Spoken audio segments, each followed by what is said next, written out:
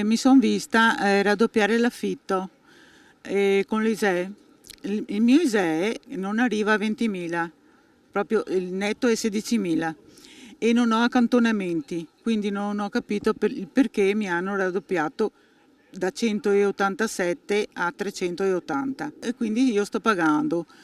Dal mio canone attuale prelevo, spendo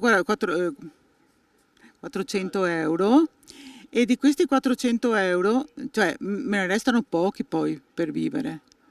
E quindi devo curarmi, spese, bollettini, gas, luce, acqua, condominio, eccetera. Quanti anni ha lei, signora? 75, quindi sarei stata anche un caso, cioè, perché aveva detto l'assessore che quelli dopo i 70 anni andavano messi a posto. Quindi sono in attesa, non so cosa fare. Questa signora fa parte dei tanti casi su cui probabilmente Ater sta effettuando verifiche, ma nel frattempo si vede costretta a pagare una cifra che la mette in ginocchio.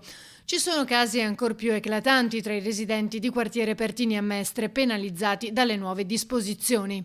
È un caso di una signora poverina, il quale ha 20.001,47 euro ed ha avuto lo sfratto. Sono casi che gridano vendetta, è una follia.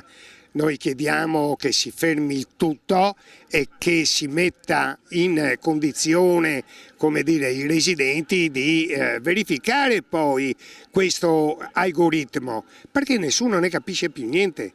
C'è poi chi per un'eredità, ad esempio, neanche troppo consistente, si è ritrovato con lo sfratto. Sono uno dei furbetti che accumula una rendita di un fratello morto e con questo sono andato fuori ISEE.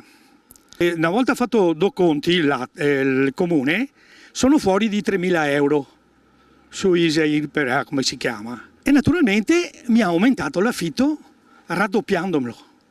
Prima pagavo 230 euro perché ho l'appartamento grande, diciamo, sulle case marroni.